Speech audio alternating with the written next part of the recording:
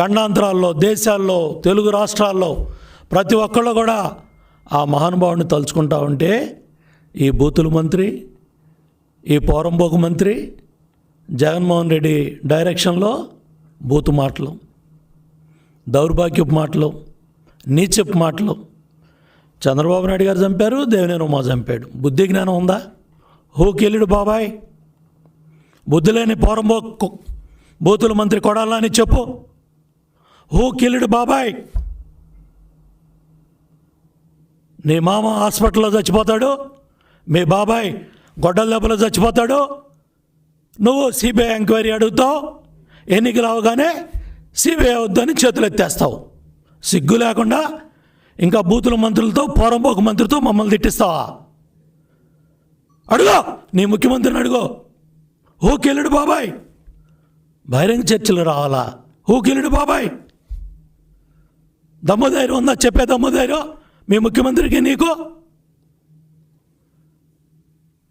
రాష్ట్ర వ్యాప్తంగా ఇవాళ రాజశేఖర రెడ్డి గారి తమ్ముడు వైఎస్ వివేకానంద రెడ్డి గారు హత్య జరిగి సిగ్గులేదు. ఇప్పటికి 2 సంవత్సరాలు అవ్వబోతా ఉంది. ఇవాళ స్వయాన నీ చెల్లెలే రాష్ట్రాలమ్మట కోర్టుల చుట్టూ తిరుగుతూ ఉంటే సిగ్గు లేకుండా చంద్రబాబు నాయుడు గారి మీద, నా మీద పడి ఏడుస్తారా? 40 సంవత్సరాలు రాజకీయ జీవితం చంద్రబాబు నాయుడు గారిది, 20 సంవత్సరాలు ప్రజా జీవితంలో నేనున్నాను. ఇవాళ మీరు సమాధానం చెప్పలేక ప్రజలు అడిగే ప్రశ్నలకి చంద్రబాబు నాయుడు గారు చంపాడు, దేవినేని ఉమా చంపాడు, ఎన్నేళ్ళు చెప్పుకొని ఏడుస్తారా? ఇలాగా ఎన్నేళ్ళు చెప్పుకొని ఇవాళ ఈ విధంగా మా మీద పడి ఏడుస్తారు? ఇవాళ ప్రజలు అడిగేది ఏంటి? హూకెళ్ళుడు బాబాయ్, మామ హాస్పిటల్లో చచ్చిపోతాడు, బాబాయ్ గొడ్డల దెబ్బలో చచ్చిపోతాడు. ఎవరు హూకెళ్ళుడు బాబాయ్లో ఏ ఎంపీ ఉన్నాడు? ఈ ఉడత ఊపులకి ఢిల్లీ ఎందుకు వెళ్తున్నాడు జగన్మోహన్ రెడ్డి రేపు? ఉడత ఊపులా? మరి ఉడతలు ఏ ఉడత ఊపిందని ఢిల్లీ వెళ్ళి హోంమంత్రి కాళ్ళు పట్టుకోబోతున్నాడు, ఢిల్లీ వెళ్ళి ప్రధానమంత్రి గారి కాళ్ళు పట్టుకుంటానని అడుగుతున్నాడు. భారతరత్న ఎన్టీ రామారావు గారికి రావాలి, ఇవ్వాలి, అది మేము అడుగుతూనే ఉంటాం, కేంద్రం మీద ఒత్తిడి తెస్తూనే ఉంటాం. ఎప్పుడైనా సరే ప్రత్యేక హోదా 20 నెలల్లో ఏం గడ్డి పీకారు? మీ లెగ్గప్పీలు ఏమైంది? ఎవడాపాడు మిమ్మల్ని? 22 మంది ఎంపీలు ఉన్నారు, ఏం పీకారు? ఏంటి గొల్లపూడి వచ్చి పిచ్చివాగుళ్ళు మాట్లాడతారా? తంతాం, పొడుస్తాం, బడితి పూజలు చేస్తాం, నరికేస్తాం, పొడి చేస్తాం. ఏంది చిల్లర మాటలు? మీరు మంత్రులేనా? ఒక మంత్రేనా నువ్వు?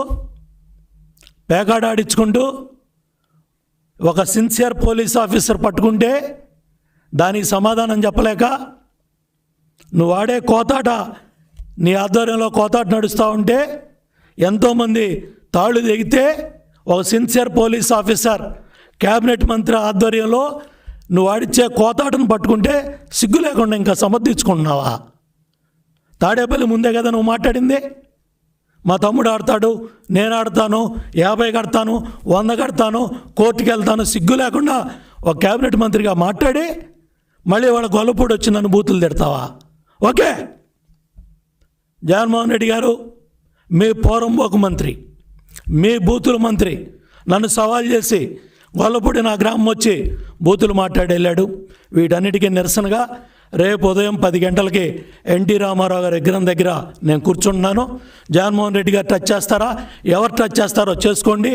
ఇవాళ మీరు మాట్లాడే దుర్మార్గపు వ్యాఖ్యలకి చంద్రబాబు నాయుడు గారిని కానీ, తెలుగుదేశం పార్టీ నాయకులను కానీ, ఈ పోరంబోకు మంత్రితో, ఈ బూతుల మంత్రితో మీరు మాట్లాడిస్తూ ఉన్న ఈ మాటలకి నిరసనగా, మీ మంత్రి చేసిన ఛాలెంజ్లకి నిరసనగా, ఆ వ్యాఖ్యలకు నిరసనగా ఇవాళ రేపు ఉదయం 10 గంటలకి గొల్లపూడి గ్రామంలో ఎన్టీ రామారావు గారి విగ్రహం దగ్గరే కూర్చుంటున్నాను.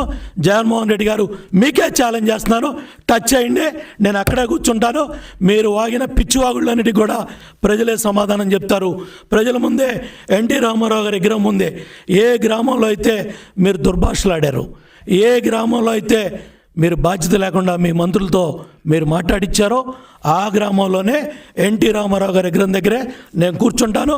నీ మంత్రికి దమ్ముందా, ఈ ముఖ్యమంత్రికి దమ్ముందా, ఈ ప్రభుత్వానికి దమ్ముందా, నేను కూర్చొని ఎన్టీ రామారావు విగ్రహం దగ్గరే నిరసన తెలియజేస్తాను, సమాధానం చెప్పమని జగన్మోహన్ రెడ్డి గారిని నేను డిమాండ్ చేస్తున్నా.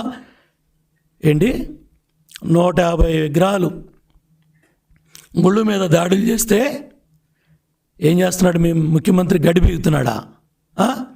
పరిపాలన చేత కాకపోతే పక్కా తప్పుకోండి. 150 దేవాలయాల మీద దాడులు జరిగితే చిన్న గుడి, రామతీర్థం చిన్న గుడి, శతాబ్దాల చరిత్ర ఉన్న రామతీర్థం రాముడికి అపచారం జరిగితే మీ ముఖ్యమంత్రి 30వ తారీఖు విజయనగరం వెళ్ళి పైకి వెళ్ళే ధైర్యం లేక పారిపోయి వచ్చి తాడేపల్లిలో పడుకొని చంద్రబాబు నాయుడు గారు ఆ రామతీర్థానికి వెళ్తే ఇవాళ మీరు మమ్మల్ని పట్టుకొని బూతులు మాట్లాడుతున్నారా? మంత్రి కొడాలి నాని, నువ్వేదో చంద్రబాబు నాయుడు గారిని తిడితే ఇవాళ బూట్లు నాకే ఉద్యోగం జగన్మోహన్ రెడ్డి నీకు ఇచ్చాడు, బూతులు మాట్లాడటానికి నీకు శాఖ ఇచ్చాడు. ఇవాళ సివిల్ సప్లైస్ డిపార్ట్మెంట్లో 2,000 కోట్ల పైగా రైతులకు డబ్బులు రావాలి. ఏమాత్రమైనా సరే నీకు సిగ్గుసేర ఉంటే ఆ రైతులకు డబ్బులు ఇప్పించు. నీ డిపార్ట్మెంట్లో ఏం జరుగుతుందో ఒక్కరోజన్నా మాట్లాడావా? ఒక్కరోజన్నా ప్రజల ముందుకు వచ్చావా? ఒక్కరోజన్నా రైతాంగం గురించి మాట్లాడావా? నువ్వు అభివృద్ధి గురించి మాట్లాడుతున్నావా? సిగ్గుండాలి నీకు. నీ గుడివాడకి పట్టిసీమ నీళ్ళు తెచ్చింది ఎవరో? చంద్రబాబు నాయుడు గారు. నీ ప్రాంతానికి పట్టిసీమ నీళ్ళు ఇచ్చింది ఎవరో? పంటలు పండించింది ఎవరో? 40 బస్తాలు 50 బస్తాలు గోదావరి పుణ్యం అంట ఆ ప్రాంతం అంతా కూడా పంటలు పండితే ఇవాళ మంత్రిగా 20 నెలలుగా కోత ముక్కలు ఆడించుకుంటూ పేకాడు ఆడించుకుంటూ ఇవాళ నువ్వు గుట్కా ఊసుకుంటా గుట్కా మాటలు మాట్లాడితే ఏమన్నా విలువ ఉంటుందా? కృష్ణా జిల్లాలో క్యాబినెట్ మంత్రిగా ఇంత దుర్మార్గంగా నీచంగా బూతులు మాట్లాడే మంత్రి ఎవరన్నా ఉన్నారా? చాలామంది మంత్రులు పనిచేశారు ఈ జిల్లాలో, చాలామంది నాయకులు వచ్చారు ఈ జిల్లాలో. నీలాగా అసహ్యంగా, అసభ్యంగా, దుర్మార్గంగా, చేతగాంతనంగా నీ మంత్రి పదవి కాపాడుకోవటానికి బూట్లు నాకే ఉద్యోగం కృష్ణా జిల్లా మంత్రిగా నువ్వు సిగ్గుపడాలి. ఇవాళ పెద్ద వస్తాదులాగా మాట్లాడుతున్నావు మంత్రిగా పోలీసులను అడ్డం పెట్టుకొని. 5 ఏళ్ళు, గత 5 ఏళ్లలో ఎప్పుడన్నా నోరు తెరిచావా? ఎప్పుడన్నా గత 5 ఏళ్ళు ఎప్పుడన్నా మాట్లాడావా? గత 5 ఏళ్ళు ఎప్పుడన్నా నోరు తెరిచి ప్రశ్నించావా? 10 ఏళ్ళు అపోజిషన్లో కాంగ్రెస్ ప్రభుత్వాల మీద నేను పోరాటం చేశాను. నాతో పాటు కృష్ణా జిల్లాలో 2 శాసనసభ్యుల్లో నువ్వు ఒకడివి. ఏ రోజన్నా DDRC మీటింగ్ వచ్చావా? ఏ రోజన్నా జిల్లా పరిషత్ మీటింగ్కి వచ్చావా? ఏ రోజన్నా ఎక్కడన్నా ఏ పోరాటంలో అన్నా భాగస్వాములు అయ్యావా? చంద్రబాబు నాయుడు గారు భిక్ష పెడితే 2 సార్లు టికెట్ ఇస్తే నీలాంటి విశ్వాసఘాతకుడు, నీలాంటి వెన్నుపోటుదారుడు, నీలాంటి ఆర్థిక సాయం చేస్తే కుక్కకున్న విశ్వాసం కూడా నీకు లేదు. మీలాంటి వాళ్ళని కుక్కలతో కూడా పోల్చకూడదు. ఆ కుక్కకి విశ్వాసం ఉంది.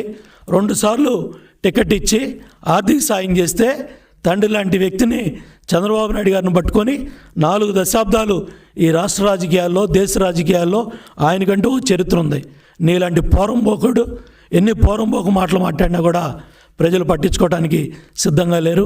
పెద్దిరెడ్డి రామచంద్రారెడ్డి కావచ్చు, జగన్మోహన్ రెడ్డి కావచ్చు, మీరంతా కూడా పెద్ద మనుషుల్లాగా కూర్చొని ఈ పోరంబోకులతో, ఈ బూతుల మంత్రులతో, ఈ పార్టీలు మార్చే నాయకులను పక్కన పెట్టుకొని మీరు బూతులు మాట్లాడిస్తున్నారు. ఇవన్నీ కూడా జగన్మోహన్ రెడ్డి బాధ్యత వహించాలి. కృష్ణా జిల్లా లాంటి ప్రశాంతమైన జిల్లాలో ఇవాళ ఈ బూతులు మాట్లాడిస్తూ, ఈ పోరంబోకు మాటలు మాట్లాడిస్తూ, ఇవాళ మీరు చేసే అభివృద్ధి సంక్షేమ కార్యక్రమాలు చెప్పుకోవడం చేతకాక, ఇవాళ రాష్ట్రంలో ప్రజలు అడిగే ప్రశ్నలకి సమాధానం చెప్పలేక ఈ దౌర్భాగ్య మాటలు, ఈ నీచమైన మాటలు మాట్లాడుతున్నారు. నేను ఒకటే డిమాండ్ చేస్తున్నాను, జగన్మోహన్ రెడ్డి గారు, ఈ 150 దేవాలయాల మీద జరిగిన దాడుల్లో ఎందుకు మీరు నిమ్మక నీరెత్తినట్టు కూర్చున్నారు? మత సామరస్యం జీవో ఇచ్చినప్పుడు కూడా ప్రశాంత్ కిషోర్తో 4 గంటలు చర్చలు జరిపి యూటర్న్ తీసుకొని రాష్ట్ర ప్రభుత్వం ఏదైతే భోగి పండగ నాడు డీజీపీ మాట్లాడిన మాటలేంటి? పిచ్చాళ్ళు చేశారు. మతి స్థిమితం లేని వాళ్ళు ఈ సంఘటనలు చేశారు. ఎప్పుడైతే ప్రశాంత్ కిషోర్ డైరెక్షన్ వచ్చిందో అప్పుడు 3 రోజులు తిరగకుండా మళ్ళీ తెలుగుదేశం బీజేపీ మీద మీరు ఆరోపణలు చేస్తూ ఉన్నారు. మళ్ళీ ఉడతోపులకు భయపడి మీరు రేపొద్దున హోంమంత్రి గారి కాళ్ళు పట్టుకోవడానికి ఢిల్లీకి పోతున్నారు. మీరు పెద్ద ఘనకార్యాలు, మీరు పెద్ద పెద్ద మాటలు, మీ బూతు మాటలు, పోరంబోకు మాటలు, వీటన్నిటికీ నిరసనగా మీరు తంతాం, పొడుస్తాం, చంపుతాం అని మాట్లాడుతున్నారు. కాబట్టి వీటన్నిటికీ నిరసనగా రేపు ఉదయం 10 గంటలకి మహానుభావుడు స్వర్గీయ నందమూరి తారక రామారావు గారి విగ్రహం దగ్గర నేను కూర్చున్నాను. ముఖ్యమంత్రి గారు మీకు దమ్ము ధైర్యం ఉంటే నన్ను టచ్ చేసుకోండి, నేను అన్నిటికీ సిద్ధపడి కూర్చుంటున్నాను. ముఖ్యంగా మీరు పేకాట గురించి అతని మీద ఆరోపణలు చేశారు. పేకాటతో తనకు సంబంధం లేదని చెప్పారు. అదేవిధంగా శాఖలో కూడా అనేక ఆరోపణలు చేశారు. శాఖలో ఇంత చిన్న అవినీతి కూడా నేను చేయలేదని నాని చెప్పారు.